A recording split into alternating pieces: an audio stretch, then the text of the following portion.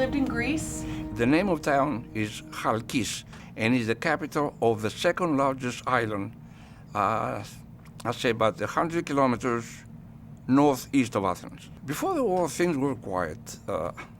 Life was, looking back now, was kind of easy, at least for us kids.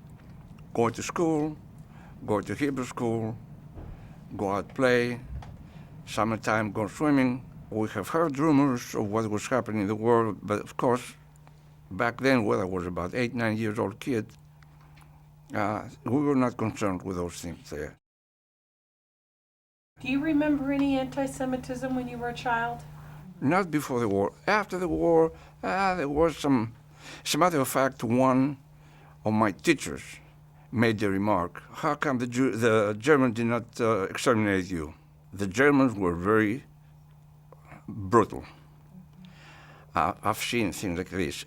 Our hometown was close to the barracks. And every morning, early morning, you could hear the machine gun killing people. And then after a few minutes, you could hear the trucks coming by to go to the cemetery. They had to come by my home, by our street, to go to the cemetery. And then after a while, of course, was the fire engine coming to clean up the blood. It was quite obvious what was going on. My father used to go by the seaside to come home, and there were guards over there guarding the porch. It gets lunchtime, and the guys had finished eating, and he dumped his food, whatever was left, on the ground. And a child went over there to pick it up, and that German picked up the child and broke his arm on his knee. And I mean, how can you mess that? There was a clandestine radio that my father would go over there, he'll take me with me, and he'll listen and translate what was going on in the world. So we knew exactly what was going on, even as a child. The only thing we could do is just keep a low profile. They started picking up the Jews from Salonika. And of course, it was transmitted right away. My father found out about it and came home and got in contact with the underground right away. And within a day or so, we were taken in the middle of the night, passed through the German lines, and whisked out to the mountains. We stayed all the time in a monastery. We had one room, dirt ground, and wooden stools to sit on, and that was our quarters for almost 2 years. We learned survival the hard way. I learned to pick up berries, dandelion, and cook. The underground would stop by the monastery every now and then, and they always bring some food. There was nobody else around. It was 3 hours walk downhill from where we were.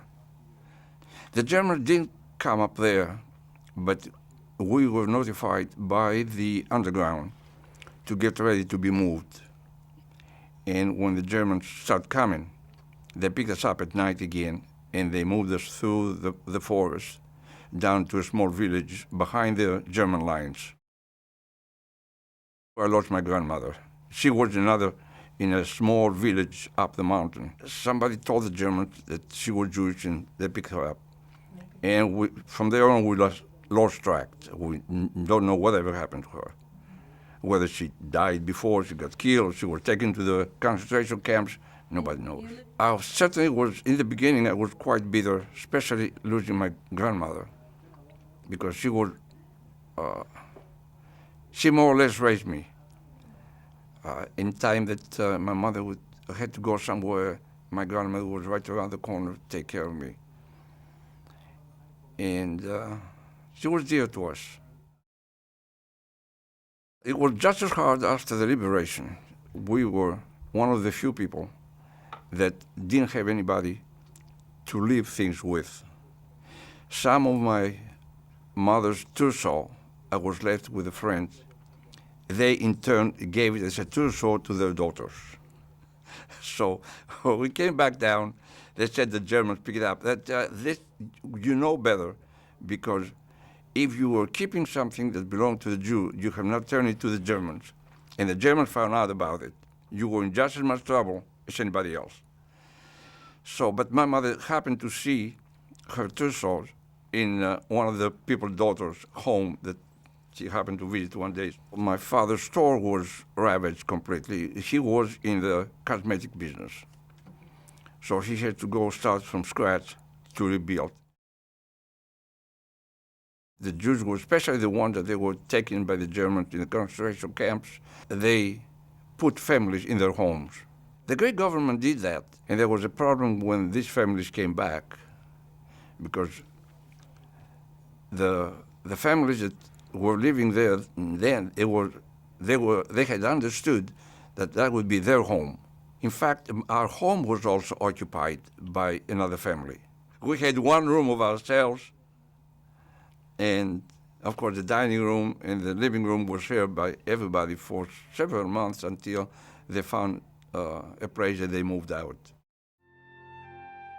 You can't hold grudge the rest of your life. On the other side, you cannot forget. But eventually I guess I got used to it and just buckled down and go on with my life. And whatever happened, it happened. Main thing is that try not to let it happen again.